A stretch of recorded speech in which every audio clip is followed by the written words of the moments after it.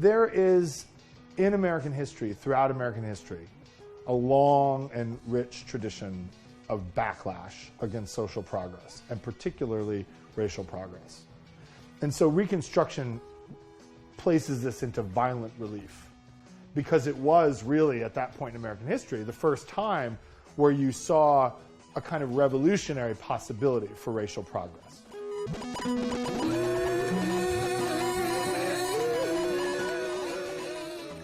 But like in everyone's history, whenever there's a revolution, there's always a counter-revolution. Terror, which we hear so much about in the world today. This was homegrown terror in the United States, born of defeat, born of loss, born of this ex-Confederate rage at their condition and their situation, believing as they did that the damn Yankees and the Union government and the federal government had come into the South, taken over their society, freed all these former slaves, put them in political office, allowed them to vote, and they had come to believe that there was no point in participating in this political process. It was not their democracy. And they believed the only way to react to it was with guns and violence to destroy it.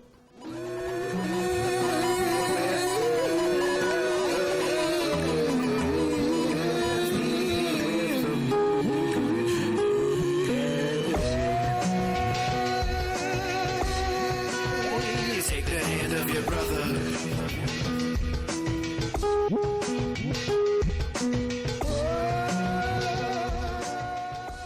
I think the violence that you see during Reconstruction is certainly connected to an idea that the United States and the South in particular is exclusively for white people.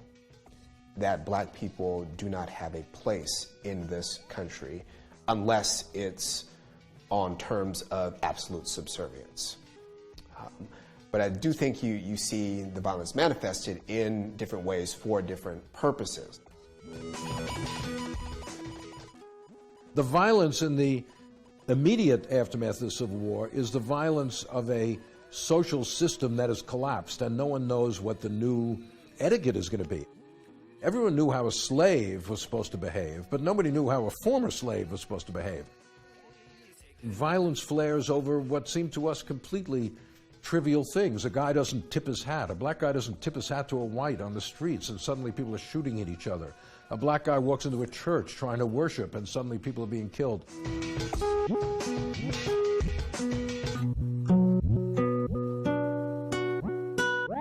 At the same time, you do see other incidents of violence, race riots in New Orleans, in Memphis, that speak to more organized forms of resistance.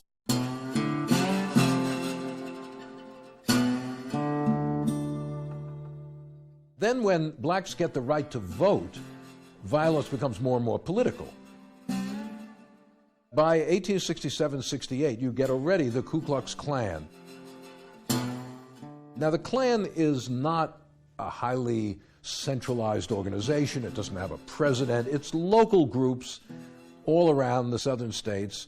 And even though they are localized, they have the same basic aim, which is to restore white supremacy. Their primary goal was political.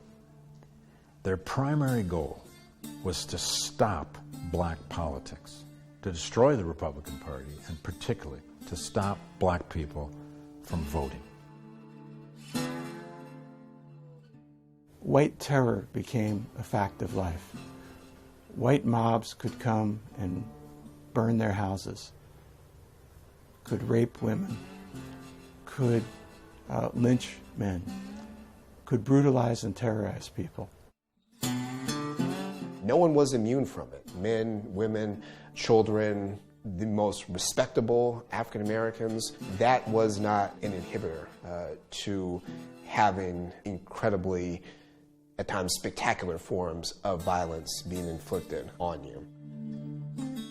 This really spoke to how invested many white Southerners were in a way of life prior to the destruction of slavery that rendered black people as less than human.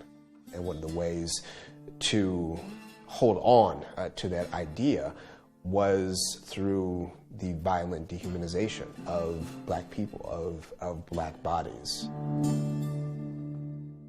Early Klan violence, though, was committed against as many white Republicans as it was black Republicans. If you were a white Republican, a so-called scalawag, or a white unionist in a certain region of the South, and you joined the Republican Party, you were vulnerable. It becomes very dangerous in some places to be a Republican official. Local leaders are assassinated or driven from their homes or beaten. These are nighttime lynchings, burnings, murderings, stabbings, beatings, really, really violent stuff. And in 1868, they kill about 1,000 people before the election. In 1868, Klan violence is so pervasive in Georgia that actually the Republicans lose the state to the Democrats because black people are just too intimidated to come and vote. If you think about this being a war in which there were no militarily related hangings for treason or anything, it's not like people didn't die during Reconstruction. It just wasn't the people who had started the war. It was people who were trying to heal the country.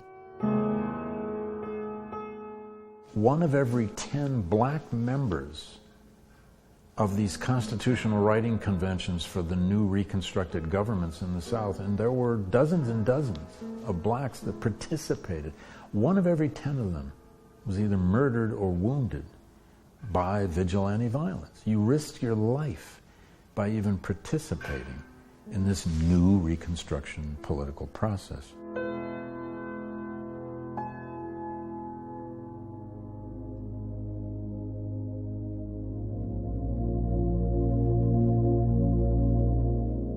The Klan is very active 1869, 70, and then by 1871, President Grant, using these enforcement acts, which are passed by Congress, sends troops into parts of South Carolina.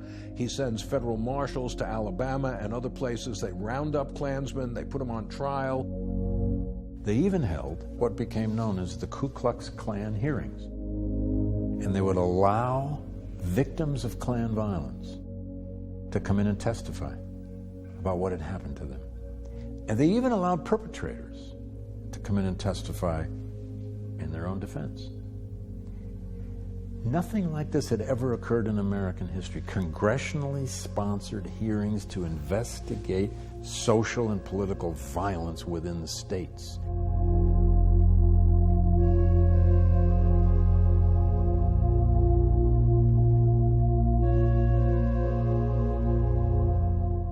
But in the end, the courts only prosecuted a handful of people.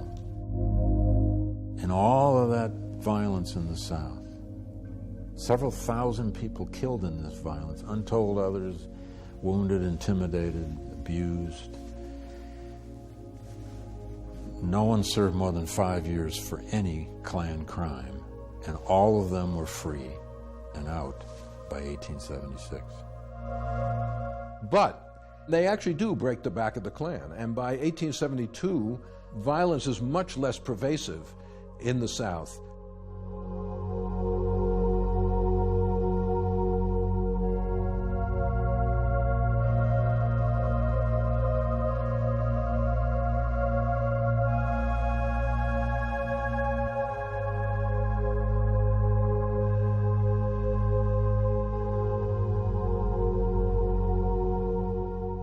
In 1873, the country and the Western world enters a serious economic depression, the Depression of 1873 to 78. And in a way that pushes the Reconstruction issue off the political agenda. The agenda is now labor, capital, employment, unemployment, labor strife, very violent strikes begin to take place. Secondly, in 1874, because of the economic downturn, the Democrats, for the first time since the Civil War, win control of the House of Representatives. And therefore, there's not going to be any more federal intervention because the Congress can no longer be relied on to engage in that. And so by 1874, 75, 76, you get a different kind of violence. It's open. The Klan went around in, hoods and costumes, even though people knew who they were, but they were, in disguise. Now you get open violence where people are in your face with it. And the aim is explicitly about elections, to win elections which will enable them to take over the state governments in these places. If one person were shot today at a voting poll, probably stop the election in that town. CNN would have a helicopter there, filming everything. You have to try to imagine, 40 people murdered near a voting poll, 60 people murdered near a voting poll. Massacres committed to intimidate a community to make sure they didn't try to vote.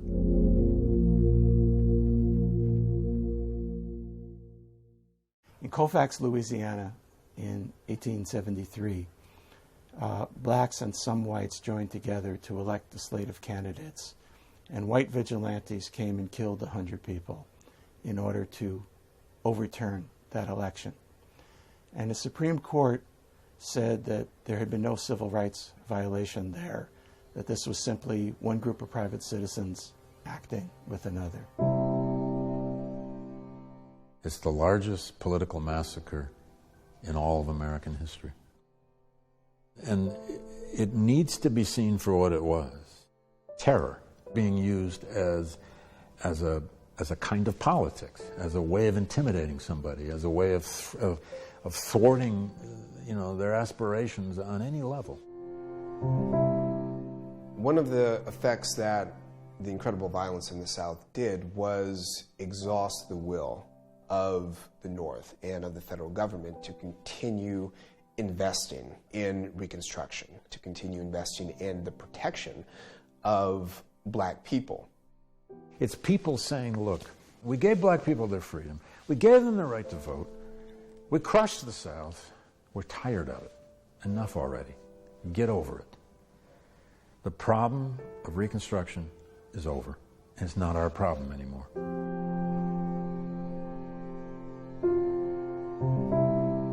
Before the election of 1876, when Democrats are trying to take back over the rest of the southern states and to be in control of the South once and for all, they do things like hold gun rallies outside of Republican political meetings. They wear certain clothing. They identify themselves in South Carolina, for example, by wearing red shirts. They make it clear that it would not be good for your health to be voting for Republicans. Those terror groups tended to now be a kind of an unofficial wing of the Southern Democratic Party, without a question. They were one and the same often. They even responded to Southern governors.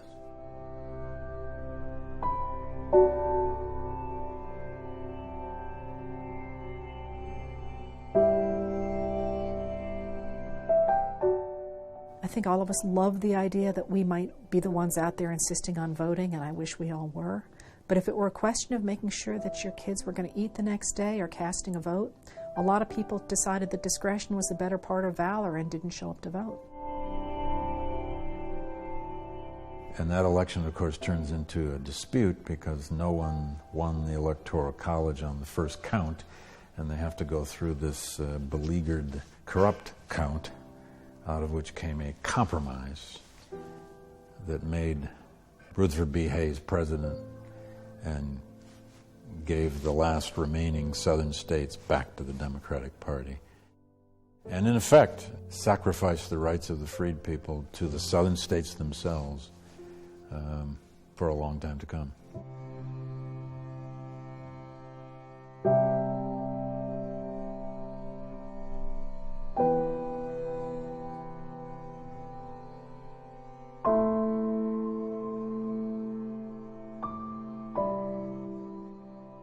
So what this meant was that the freedoms that initially put black men and women into the state legislature, into the Congress, enabled them to vote, enabled them to serve on juries, enabled them to own businesses, were undermined by vigilante violence, by new laws that were passed to constrain them. But I think of the dividing of blacks and whites in a way differently, I think, from a lot of people. If you have to use the Klan, if you have to use state militias, if you have to murder 100 black people in Colfax, Louisiana, to prevent blacks and whites to work together, it means you have to exert enormous force, because otherwise it would have been okay, because people wanted to do it. In other words, the degree of brutality and repression was only because the strength of that democracy was so great. If you didn't use force against it, it wouldn't have died. And that indicates to me that there was always a chance to restore those relations.